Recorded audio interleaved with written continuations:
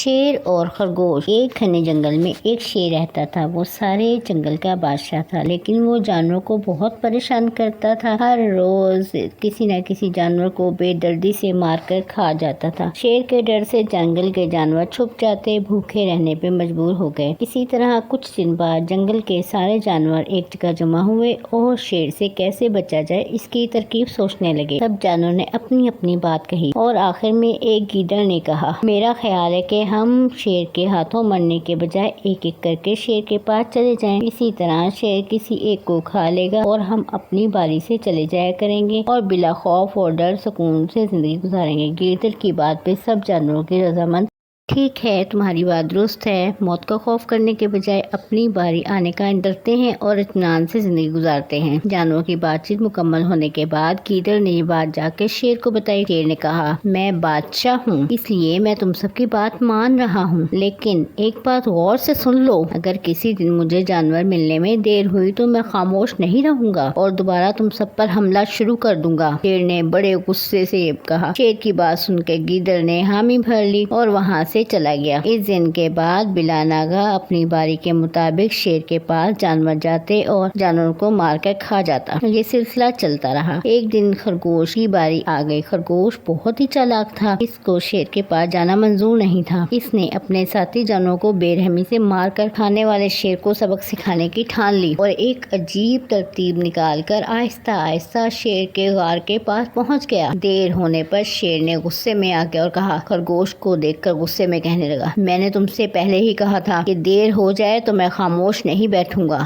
تم نے وعدہ خلافی کی ہے، میں جنگل جا کر اپنے پسندیدہ جانور کا شکار کروں گا۔ تب خرگوش نے بڑے موزبانہ انداز میں کہا، معاف کیجیے گا بادشاہ سلامت، غلطی ہو گئی۔ اس کی ایک وجہ یہ بھی ہے، میں اطمینان رکھیے میں آپ کو بتاتا ہوں، اس کے بعد آپ آرام سے مجھے مار کے کھا لینا۔ شیر نے پھر غصے سے کہا، جلدی بتاؤ۔ خرگوش نے کہا، بادشاہ سلامت، میں آپ کے پاس آ رہا تھا، راستے میں مجھے ایک شیر ملا، مجھے مارنے کے لیے آگے بڑھنے لگا۔ میں آپ کی بہادری کی تعریف کی، وہ شیر آپ کے بارے میں بہت برا بھلا کہنے لگا۔ یہ سن کر میں نے غصے سے کہا، تم ہمارے جنگل کے نہیں ہو، ہمارے بادشاہ کے بارے میں ایسی باتیں نہ کرو۔ یہ سن کر شیر نے مجھ پر حملہ کرنے کے لیے تیار ہو گیا۔ خرگوش نے کہا، تم مجھے مارو گے تو بادشاہ سلامت تمہیں ہرگز نہیں چھوڑیں گے۔ تب اس شیر نے کہا، تمہارا بادشاہ میرا کیا بگاڑ لے گا؟ میں نے کئی ہاتھیوں کو اپنے پنجے سے مار گرایا ہے، تمہارا بادشاہ ہو یا کوئی اور میرے ہاتھوں سے نہیں بچ سکتا، میں اس کو بھی ختم کر دوں گا۔ میں نے اس شیر سے کہا، ہمارے بادشاہ سے آ کے ملو۔ اس نے بڑے غرور سے کہا، میں کیوں آؤں؟